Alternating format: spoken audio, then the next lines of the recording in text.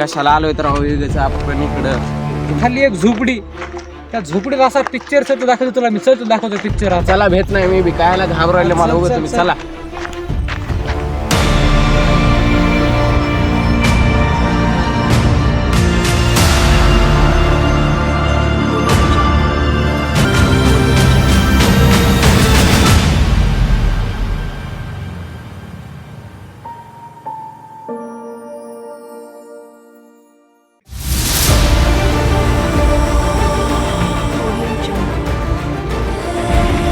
अबे काय